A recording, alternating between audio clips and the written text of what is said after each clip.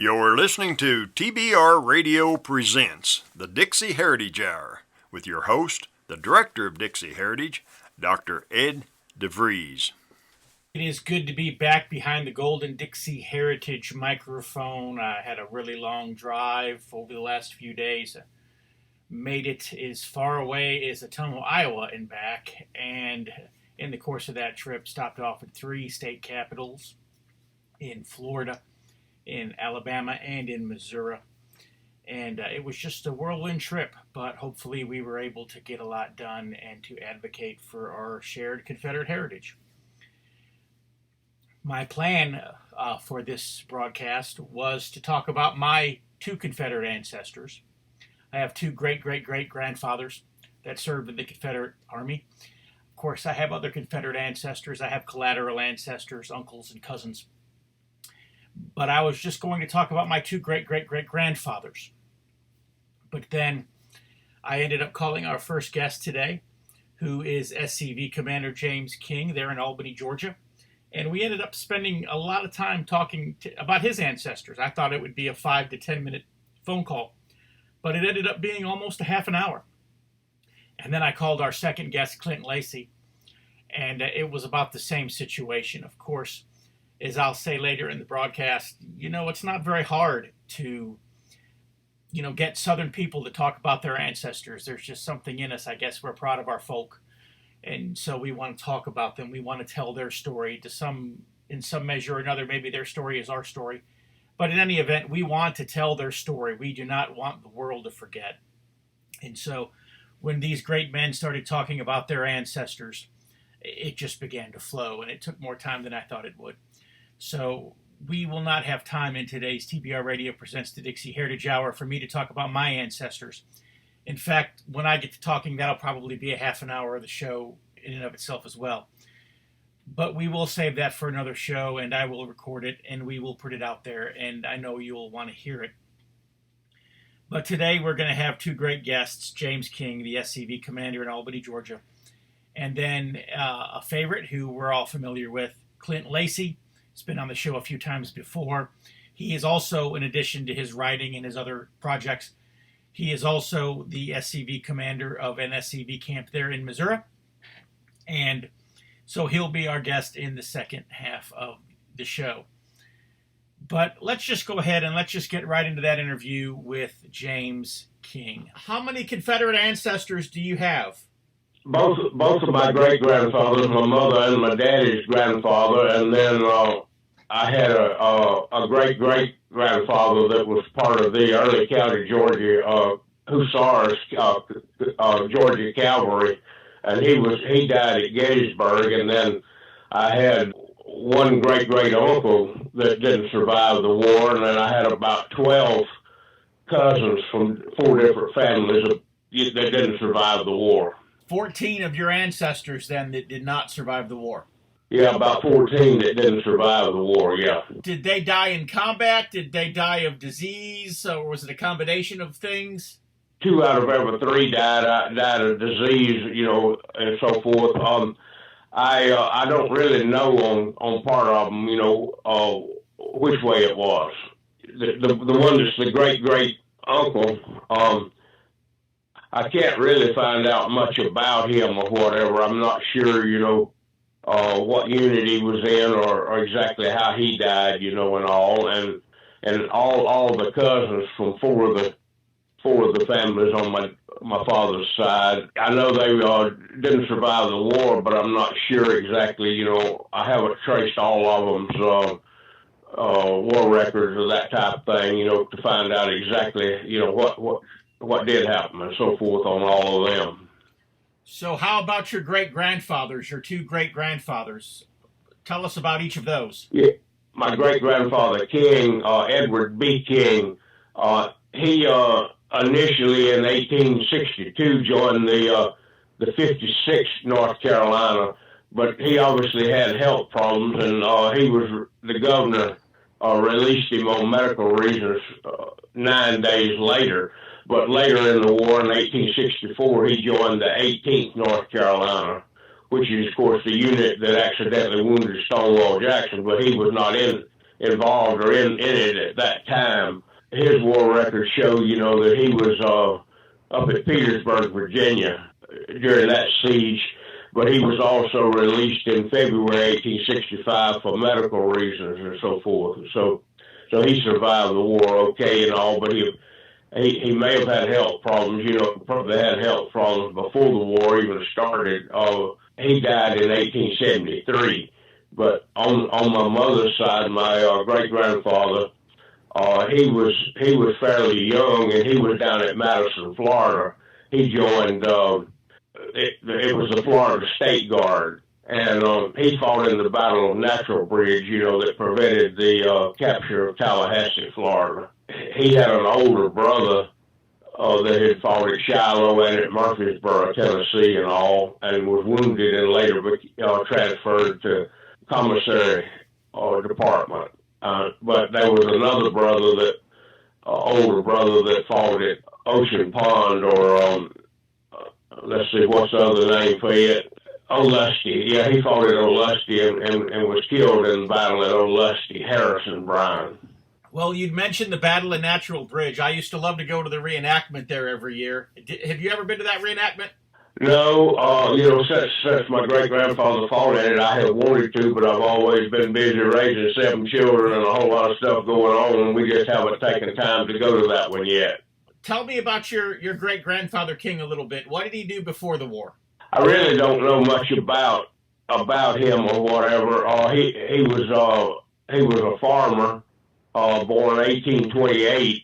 His father and grandfather and great-grandfather, my fourth great-grandfather King was born in 1729 in Scotland and came to America as an officer in the British Navy to fight in the French and Indian War, and he fought in the Battle of Quebec in 1759, which was both a naval and a land battle, and he was given a land grant in North Carolina by King George, and instead of going back to Scotland after that, he stayed in America. But my great-grandfather King, he was a farmer or whatever, but as far as having any other exact information about him, I really don't. I have the family tree, and I know where his grave is and the church and all that, everything where he's buried at. But I don't have much information about what all he did other than that he was a farmer.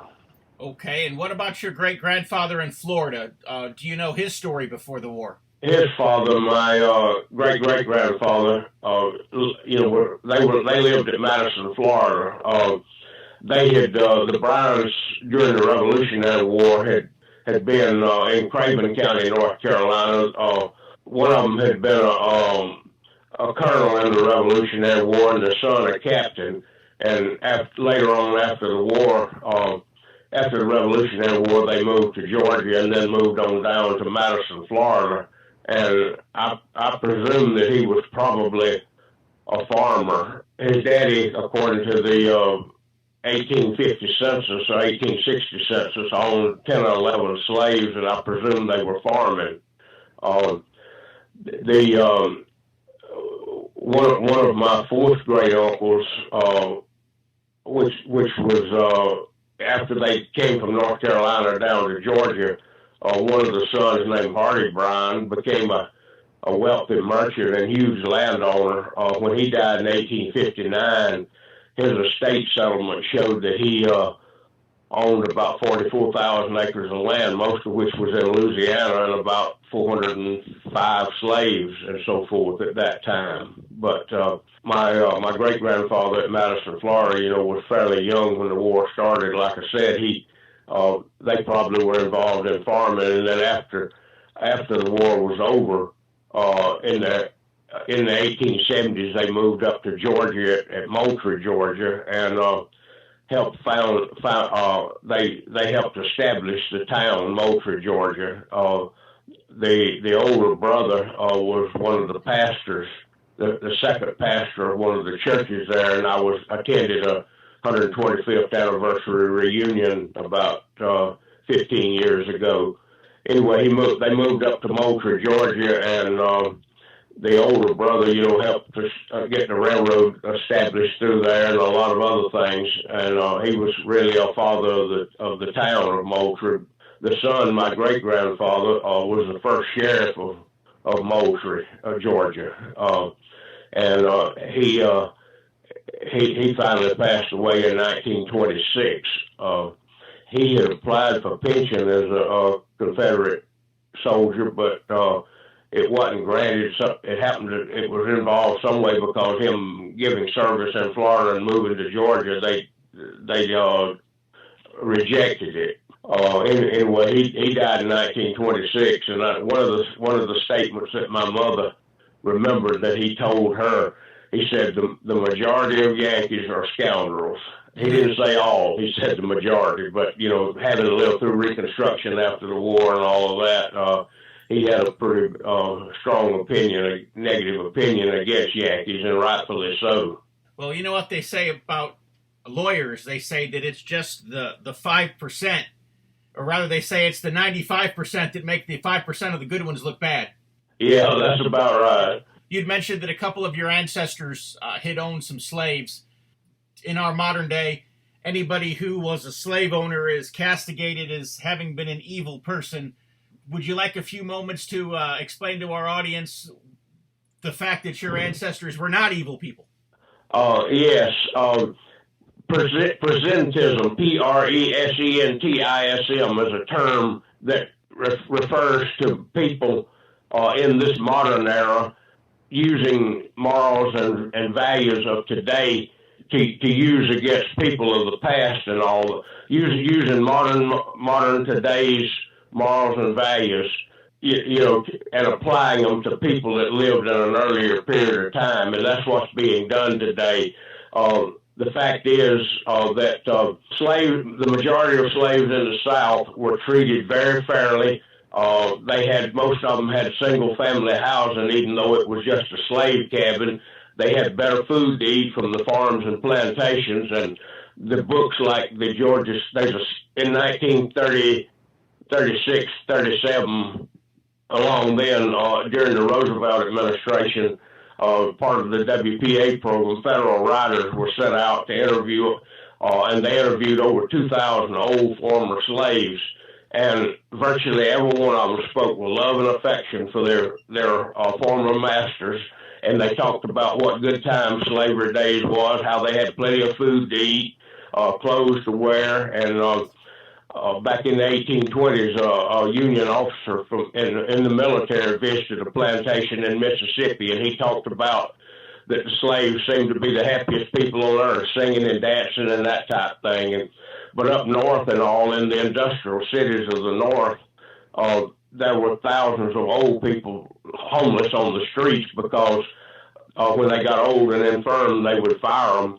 And in the South, a slave was taken care of from birth to death, and it based on the wording, of former slaves that were born into slavery. They, like I just said, they talked about what good times slavery times was, and about how much they, had good food to eat, clothes to wear, all these kind of things. And so, when you look at the situation in Africa, the man that wrote the book and that movie about roots and all, Alex Haley, they say that he was in Tennessee at a conference one time with writers, and on the TV it showed starving people in Africa, and he looked at it and said, that could be me and my family. He said, every time a black sees a Confederate flag, he ought to kiss it because, he's in America now and living well and not in Africa starving to death and dying of disease and so forth. So it's a fact that the slaves of the South were better treated and had better housing, better food to eat than the working class poor white people of the North.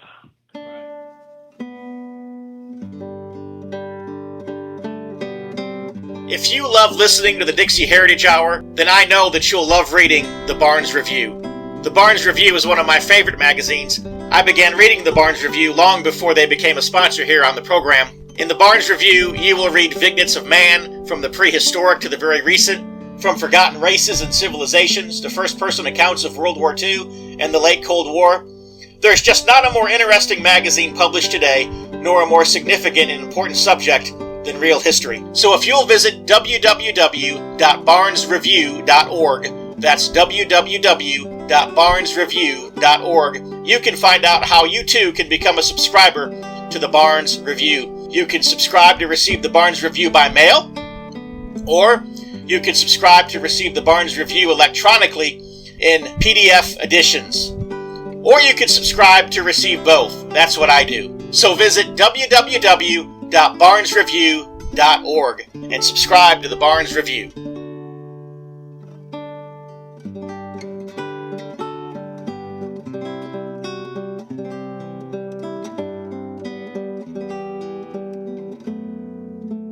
You're the commander of the Sons of Confederate Veterans Camp in Albany, Georgia. Just tell me a little bit about what you guys are doing right now. After the old Confederate veterans finally died out, the last one in 1959, a lot of Sons of Confederate Veterans camps and all folded up and all. A few of them, remained when it was started in 1896. A few of the camps, stayed. It never closed down or whatever. But in my area, there was not an active camp until 1972 or 74. About 45 miles north of Albany, here up in Americus, Georgia. They formed a Sons of Confederate Veterans Camp. And then in this area of southwest Georgia, Albany formed a camp in 1987, which is when I joined, when we originally formed the camp. And we built, in 1999 and 2000, we built a Confederate Memorial Park on private land out at a rural area just outside of Albany. We privately own the land, and we moved the original statue, Confederate monument, the statue that had been put up in Albany in 1900 or thereabouts. So we have this beautiful, Confederate Memorial Park and all. We have poles that fly the 5 different flags and all, the Bonnie Blue Secession flag, the First National, Second National, Third National, and the battle flag. And we have an annual Southwest Georgia Confederate Memorial Service there every year in April.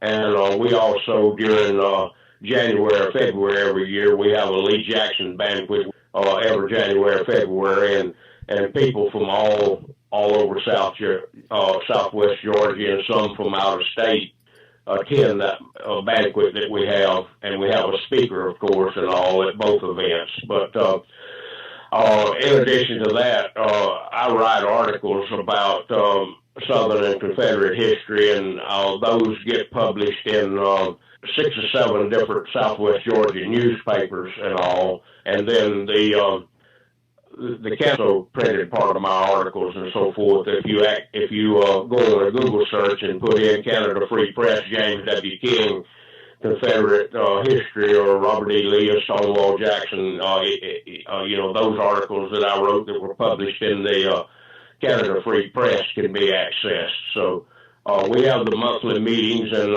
every the last day or two of March or first day or two of April every year, we put the smaller Confederate battle flags, like 12 by 18 size, on all about 250 to 300 Confederate graves here in Albany, in the original Albany Cemetery. And then one of our members up above Albany at Cordele, Georgia, they put about 250 flags out on all the Confederate graves up in the Cordele, Georgia area. So we have all those activities going on, and as I said, I write newspaper articles, and try to educate, with the truth about Southern and Confederate history and all, and to try to offset all the negative things that, are being said about the South and the Confederacy. And slavery was already a dying institution anyway before the war. The great English writer Charles Dickens pretty well summed it up. He said, in one sentence, he said, "The Northern onslaught against Southern slavery is a specious piece of humbug designed to mask their desire for the economic control of the southern states. One of the articles that I wrote is a long article entitled "The 10 Causes of Southern Secession." There was only one cause of the war. The South was invaded and we responded to Northern aggression, but there were 10 different reasons that caused the South to secede from the Union. The tariff issue was one of the major ones and all, but in the documents by 4 different states that seceded early on, the slavery issue was brought up, and that's used against us. But the reason that they used the slavery the reason they used the slavery issue was because that's where the North had violated the Constitution. The Constitution gives the federal government the right to have a tariff tax and so forth. So we would have been in rebellion if we had used that issue. But the slavery issue, the radicals and fanatics of the North and all had broken the Constitution, and that's the reason that some of the states used the slavery issue, and that's, of course, not understood by a lot of people and used against us today and all, and claiming that slavery was the whole and only cause of the war. But there were major differences in the genetic makeup and background of Southerners versus Northerners. Southerners tend to be Celtic, Irish, Scotland, Western England, Wales, and so forth, Celtic culture. In the North tended to be from Eastern big city England, Danish or Viking extraction, and the differences of centralization versus states' rights, a big issue. The North was trying to create a massive slave rebellion that would have caused the deaths of thousands and thousands of Southern men, women, and children, like it occurred in Haiti between 1791 and 1803. 68 out of 117 Republicans signed a document advocating terrorism against the South, and John Brown tried to carry that out and make that happen. But anyway, all these different reasons, for Southern secession, the South had just had enough of being treated like an agricultural colony, and they were going to bleed us dry with this tariff tax that was coming down the line, the Morrill tariff, 47 to 51% tax and so forth on an unfair sectional tax. So the South had all these different reasons. The South had enough of it and decided to secede from the Union and form our own country, with our own laws and so forth. What was it that created within you your initial interest in Confederate heritage and the desire to study the lives of your ancestors? Most people, as young people or children, don't have much interest in family ancestry and genealogy and all. But I was different. Even when I was like 12 years old, I was, I wondered about my ancestors, and I asked my mother and daddy, everything that they knew about them. And even when I was 12 years old, I wrote down and recorded everything that my mother and daddy knew about their ancestors.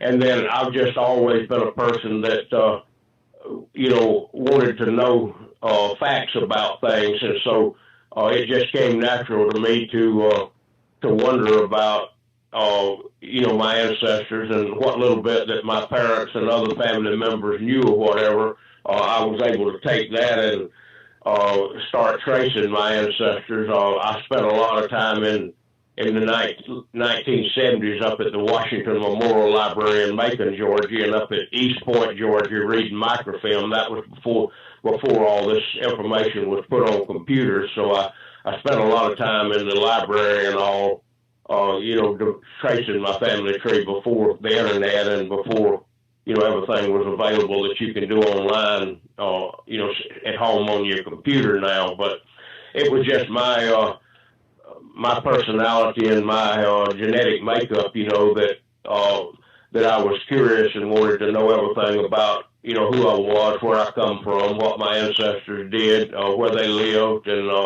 all about it. And of course, my family never really said too much about the war or anything like that, but what little, that was brought up. And of course, in school back then, we studied Confederate and Southern history and so forth. And so I just always had this natural interest to want to learn and to be curious. And I'm the same way now about extending that, to the ancient history about the development of humans and everything that people did in past years. So it was just my natural DNA and my makeup, that made me curious and want to know. Well, I appreciate you taking the time to visit with me today, and I appreciate all the things that you're doing to advocate for our heritage. Well, I'm the same way with you. We appreciate what you're doing, and I'm always glad to see your articles, in the DIXIE Heritage newsletter, and then occasionally one of mine published and everything, and we're working to preserve our Confederate history, heritage, and culture, our Southern history, heritage, and culture, which is, of course, all under attack today. But anyway, thank you for calling me and everything. This was a good time and all to call and talk. So thanks for calling me, and thanks for everything you do too. Oh, well, thank you, Commander King. God bless. And with that, we are going to cut to a commercial from the American Free Press. As soon as that is over, stay tuned. We'll have our next guest, Clint Lacy, the commander of the Sons of Confederate Veterans over in Missouri. Extra, extra, read all about it. If you're like me, and I'll bet you are because you're listening to the DIXIE Heritage Hour, you like to be on the cutting edge of honest news and accurate information. You like to hear about the latest financial trends and to know what's happening around the world and right here in the United States, the things that can directly impact you, your life, and the life of your family. And if you're like me, you do not rely on the mainstream media to obtain this information because, frankly, you know that you just can't trust them. Fortunately, there is an alternative news outlet with a long-established track record for honesty and integrity, and that is the American Free Press. AFP is the preeminent alternative independent news source for honest, hard-working, truth-loving Americans. AFP is the antithesis of the controlled, lamestream media. AFP is employee-owned and has been so since its founding. Because of that, AFP never has and never will allow advertisers or special interests or big money to dictate what appears in the pages of the American Free Press newspaper. 26 times a year, the American Free Press newspaper can be delivered to your door, packed with the kind of uncensored news that I know you're going to appreciate. AFP covers the stories and tells the truth that the lamestream media is frankly scared to touch. And AFP offers real, on-the-scene reporting and commentary, the likes of which you will never see in the Washington Post, the New York Times, ABC, NBC, CBS, CNN, or just about any other lamestream news source that you can think of. That's right, there's only one national populist news weekly staffed by an unsurpassed team of veteran investigative journalists who will dare to rip the veil off of many of the major news stories that are being censored and suppressed by the big money controlled media monopoly. And that's the American Free Press. AFP publishes exciting, in-depth, uncensored news and information that's grassroots and patriotic, information that Americans need to know in order to combat the growing police state. AFP stands firmly against the New World Order and against those who are working to establish a global plantation under the rule of a powerful few. In short, AFP is your voice. If you have any doubt why they want to silence AFP, you must be relying on the lamestream media for your news, and folks, that's a big mistake. If you're ever dissatisfied with your subscription to the American Free Press, their guarantee is that you just drop them an email and they will gladly refund the unused portion of your subscription. So what are you waiting for? Visit www.americanfreepress.net. Once again, www.americanfreepress.net. And find out about the American Free Press. Do it today. Extra, extra, read all about So it. after I got off the phone with Commander King, I called my friend Clint Lacy. Of course, Clint has been on the show a number of times over the last couple of years. He's also a regular feature writer in TBR Magazine there in the Barnes Review.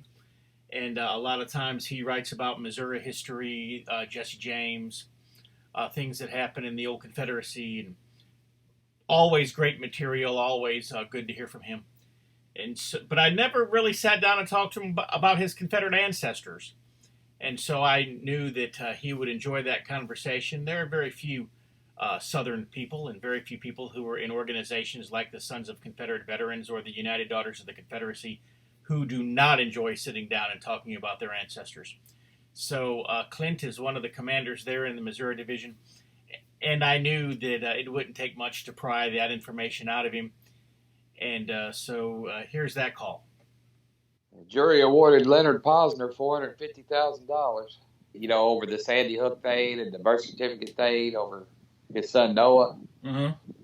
I sent him a message last night. I said, not a whole lot of people risk everything they own to stand by their research and what they believe in. I said, for that, I respect you. And I said, I think you're an incredibly brave man. He sent me a message back thanking me for my kind words. But see, that whole deal, there was some female blogger or investigator or something, and she kept questioning about, well, if your son's dead, where's the birth certificate?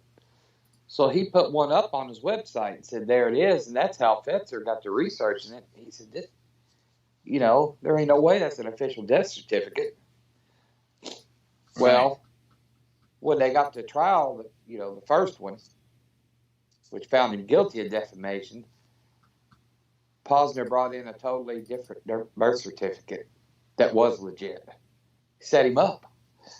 And the judge wouldn't allow the one on the website to be entered or whatever, but it made no difference to him. Well, the whole trial was a setup, so. Yeah, that's a message to everybody else. Don't ever question anything we do. You're going to lose everything. Do you have a few minutes to chat about your Confederate ancestor? Yeah, that was William Nathaniel Ingram. When the war broke out, he went to Hopkinsville and enlisted in the Confederacy in the 2nd Kentucky Cavalry. And as it turns out, there were two different ones that formed. One was John Hunt Morgan's, and the other one was the one he enlisted in. So they swapped designations around and stuff, and the one he ended up being in was the 10th Kentucky Cavalry. He went in a private. He came out of private. But during the fall, not fall of the season, but fall of Richmond, Davis left with something like, when they evacuated Richmond, he left with something like a 700-man escort. And it was too big. It was drawing too much attention. So he asked one of his aides, I need 10 men with faithful hearts. And, of course, Davis was born in Western Kentucky. And one of the 10 men picked was my great-great-great-uncle, William Nathaniel Ingram. 9 of the men picked to be his last escort were from Western Kentucky, and one was from Northwest Tennessee. So these were all families that obviously he knew of, or the aide knew of, and they considered them trustworthy. And, of course, my uncle was with him in Irwinville, Georgia, when he was captured.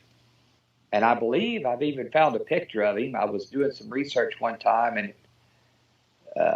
I forgot what the caption was on the photo, whatever. It was either the surrender of Jefferson Davis or something like that.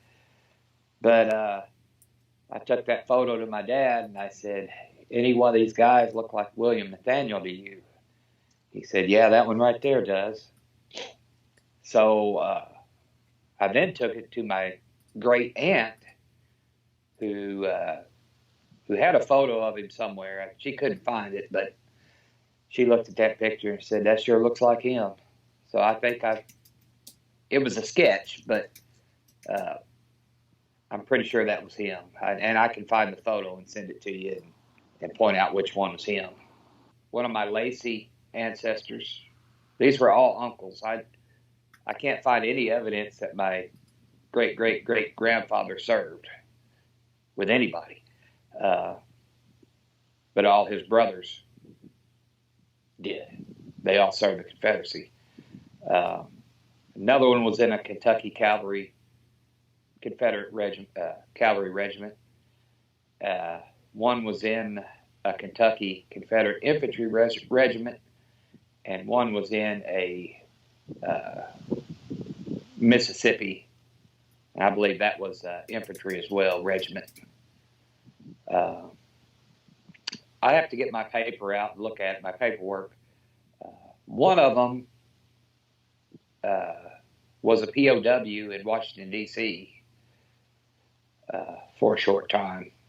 So I don't know if he was captured at the end of the war or whether they set him there when he surrendered. I don't know. But all of my uncles, they went in privates and they came out private. So that certainly sounds like my family. We're not really predispositioned to climb any ladders.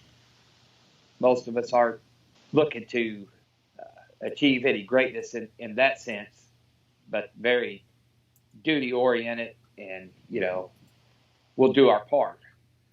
And it certainly seems to be what the case was back then. Now, on my mother's side, her maiden name is Phillips, and I just don't know a whole lot about their family. I haven't researched it. I don't know. There was some kind of rift in the family after he and my grandmother got married, and she just, after he passed, she wouldn't say anything about it. Now, my grandmother, my mom's mom, she was an Embry, and they came from Germany, but they did not come until after the war. I asked her one time before she passed if the Embrys came here before or after the war, and she said after, and I was like, whew. So what was it that first started you on the path of getting in tune with your Confederate heritage and looking up your ancestors and those kinds of things? It started approximately in third or fourth grade. We used to have, be able to go to the library for a certain amount of time in elementary school or middle school, whatever it was. And my school library had this old book about the Civil War with the watercolor maps and the photos. I had no idea of my family's history, but I kept getting drawn to this book. I have no idea why. It drew me in, I kept looking at this book. And for some reason, I felt drawn to the Confederacy. I never could explain it. And when I got older in high school, I asked my grandmother, Lacy, I said, you know which side our family fought on? And she said, I seem to recall a story about an uncle that went to Hopkinsville to join the Confederacy. And that's all I knew about it until years after that, I talked to my great aunt, and she's the genealogist of the family, and she said, yeah, I think I know who she was talking about. And she brings out this information about my great-great-great uncle Ingram, who not only served in the Confederacy, but was one of 10 men captured with President Davis in Georgia. And I thought, wow, to me, that explained everything. That explained why I was drawn to the Confederacy. I didn't expect to hear that, which I thought was really significant. Of all the men in the Confederacy, there were 10 with him when he was captured in his escort. So to me, that answered all the questions I ever had going all the way back to elementary school about why I was drawn to the Confederacy and why I was so passionate about it. Of course, when I began to research it, philosophically, there were reasons why I was drawn to it too. But going all the way back to elementary school when I knew nothing of politics or, you know a little bit how government works. You're not really educated on it yet. And it all started with a feeling. It all started with that history book with the watercolor maps in it. That's where it started. So was anything not what you were expecting it to be, or was it what you were expecting, or? It was more than I expected. Having an ancestor that was trusted enough to be Davis's last escort, that was way more than I expected. Now, what I didn't expect was my great-great-great-grandfather not serving. Not that I know of. I never got an answer to that. Dad's philosophy on that was, young men are eager to go to war, old men, not so much. But I never have found an answer to that one. All of his brothers served in the Confederacy, though. But not being able to find much on him, that's what surprised me. But my father also said that Lacy's were very secretive. He said, you're not going to find anything out on him. Not if he didn't want it to be found out.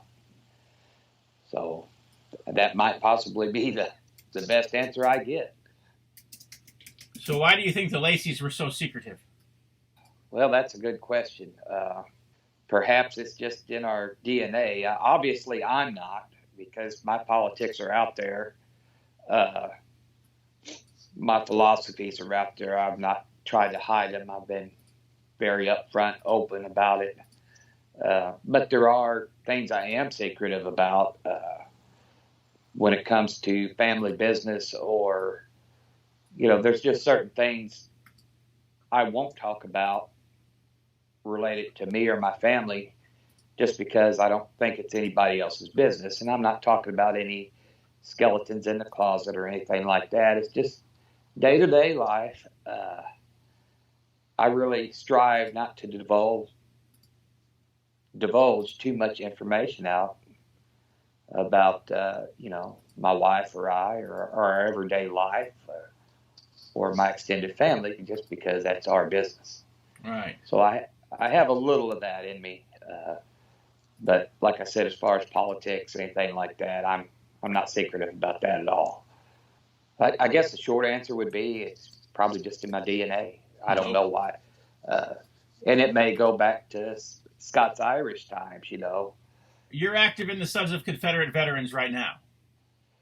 Yes, I'm the commander of the Stoddard Rangers, Camp 2290 out of Bloomfield, Missouri. So what activities do you guys have going on right now?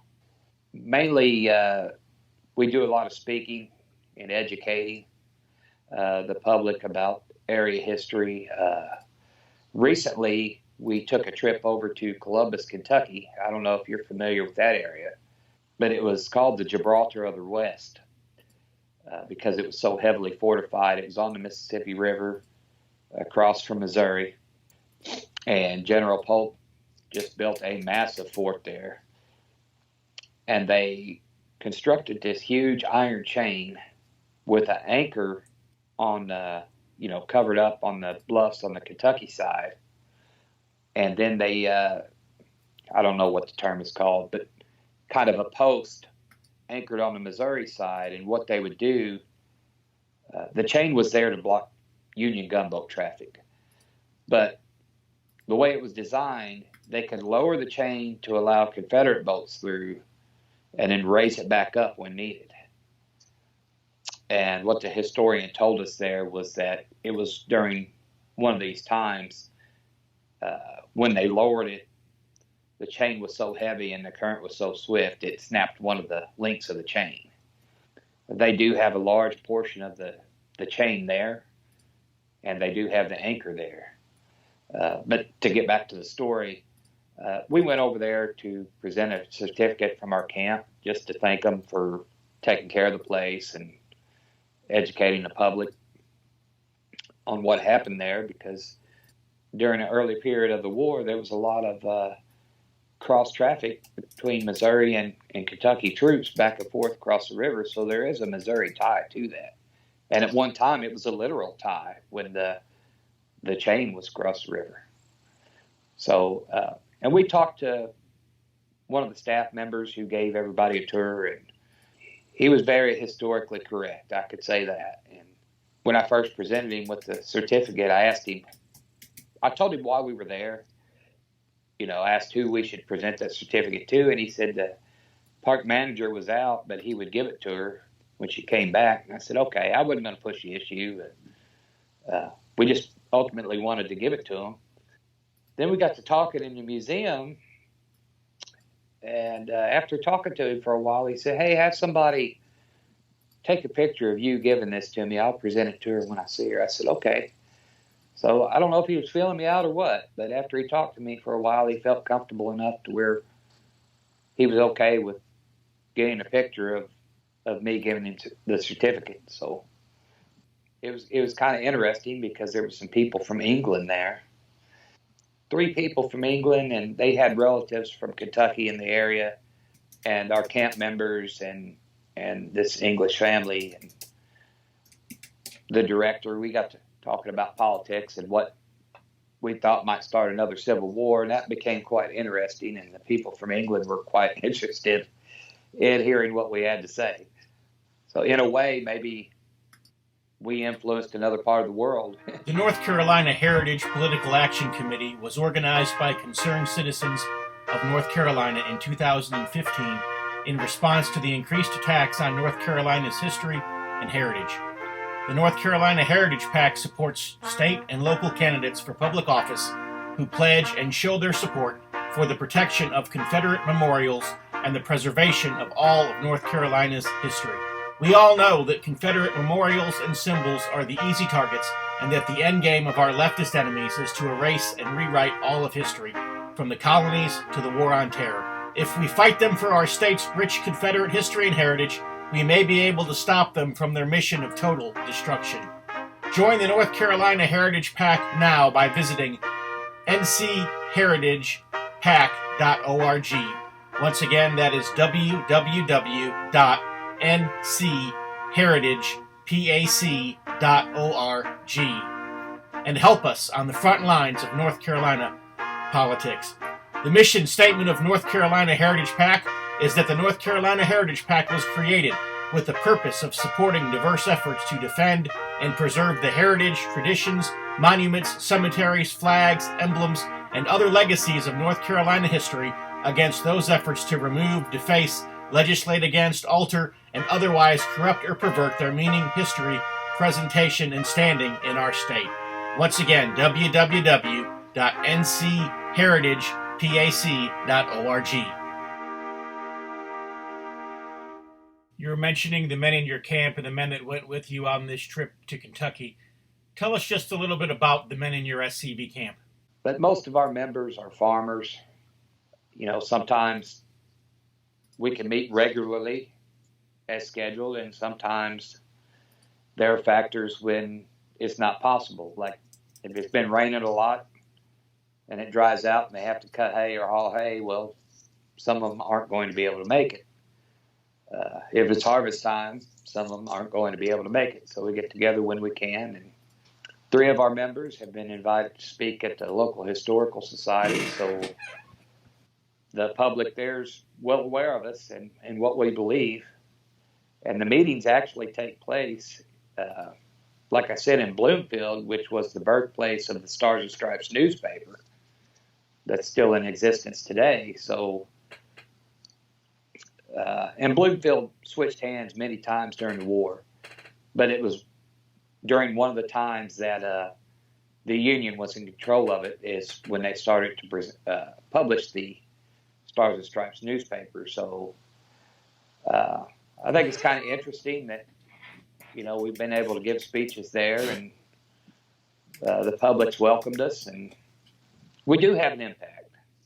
You had told me off air about how you had gone to a funeral in Mississippi and how you had always thought that maybe Mississippi was more southern than Missouri. And you got to Mississippi and you found out that there was a lot more in common than there was different. Why don't you tell us just a little bit about that? I recently went to Mississippi for my uncle's funeral, and I sat around and, a day before the funeral, just kind of taking in people in the town the funeral was going to be in and everything, and compared it to my area of Missouri, and I'm sitting there thinking, we're just as Southern as they are. There's really no difference here. Kind of surprised me. I guess it shouldn't have, but it just kind of hit me. I'm like, well, we're just as Southern as they are. And, I've seen more Confederate flags in my county than I have my trip down here. Your first book, Blood in the Ozarks, you recently revised and rewrote it. Tell me a little bit about that. I had to actually write an article about why, and I think I sent it to you, why I chose to write my second edition, Blood in the Ozarks, like I did. Because the majority of feedback has been positive for it. But you still have these people who will get back to you or make a comment or something like, well, there were atrocities on both sides, and they always have both capitalized. They're all offended.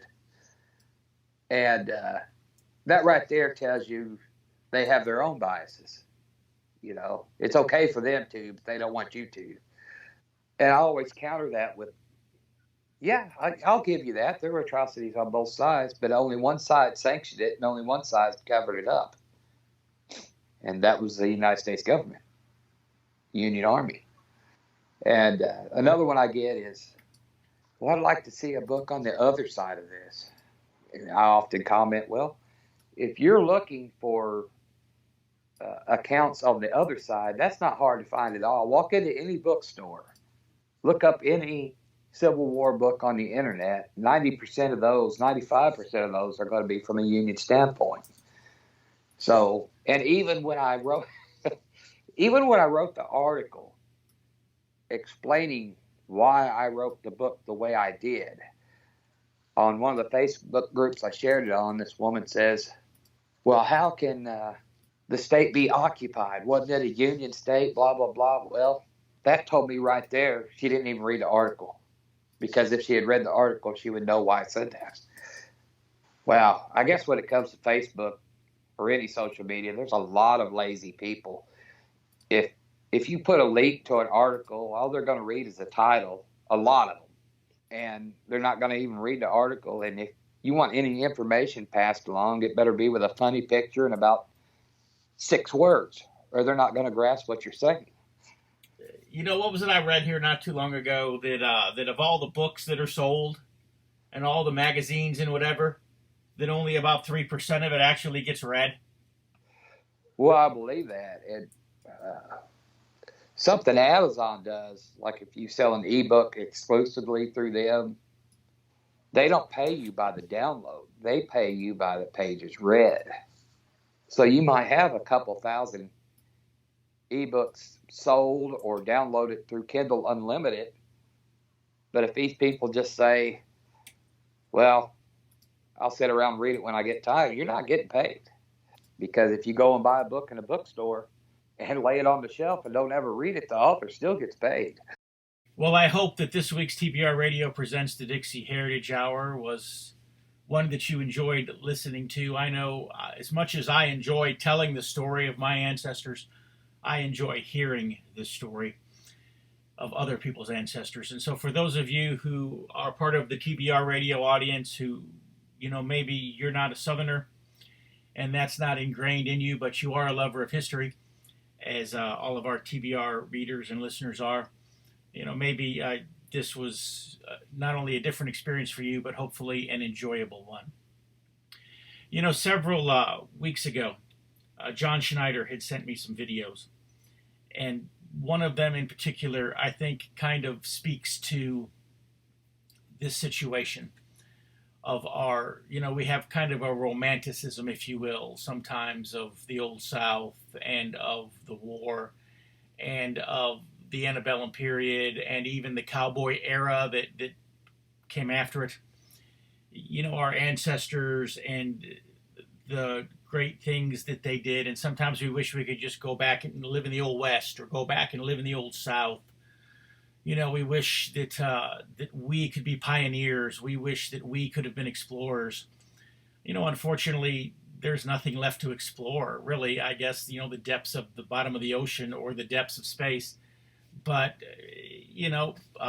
where is there to go to? Once upon a time, you could go west, young man, and you could blaze a trail, but all the trails have been blazed blazing now. In fact, there's an interstate system that'll get you all the way to California, all the way to Oregon, all the way to Alaska if you want to go there. But yet we look back at our ancestors and we say, man, we wish we could do that.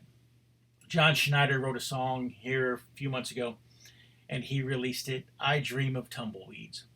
And with that, we are going to end this week's TBR Radio Presents the Dixie Heritage Hour. When you're done listening to the song, or maybe while you're listening to it, go to www.dixieheritage.net, sign up for my free weekly newsletter, and when you do, I'll send you free and absolutely no obligation a copy of my book, The Truth About the Confederate Battle Flag. Then go to www.barnesreview.org and find out how you can get your hands on the September-October 25th anniversary edition issue of the Barnes Review magazine. It's the best magazine, I think, that's ever been put out. And so, with that being said, John Schneider and I Dream of Tumbleweeds.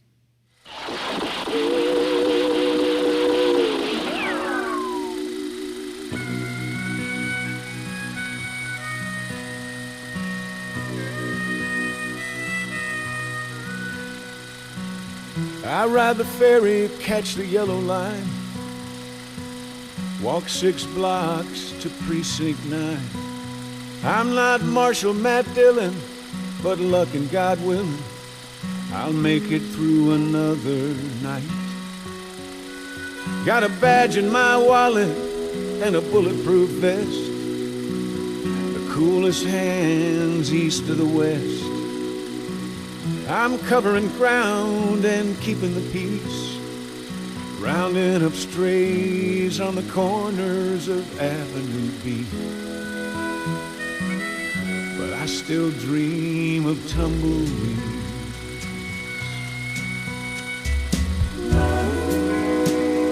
Yippee-yi-yay on a half-broke pony on the wide open range. Buffalo free, nowhere to go but wherever I please. What can I say? It's a hell of a joke. Born too late with a cowboy ghost in me. I still dream of tumbleweeds.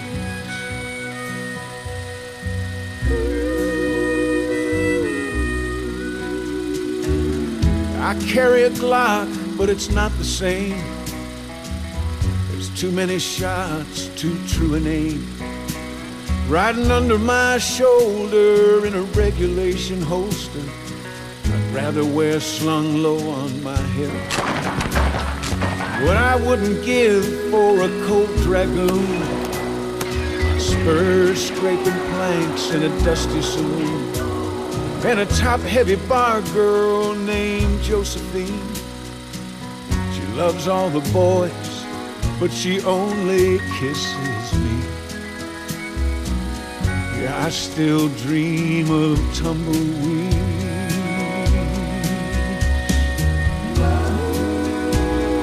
Yippee-yi-yay on a half-broke pony on the wide-open range. Buffalo free, nowhere to go but wherever I please. What can I say? It's a hell of a joke. Born too late with a cowboy ghost in me. I still dream of tumbleweeds. Oh, the high-rise lights scraping the sky, outshining the stars. All the taxis and cars, they're crawling the streets of a city that never sleeps. Oh, but I still dream. Yippee-yi-yay on a half-broke pony on the wide-open range. Buffalo free, nowhere to go but wherever I please. What can I say? It's a hell of a joke. Born too late with a cowboy ghost in me. still dream. Yeah, I still dream of tumbleweeds.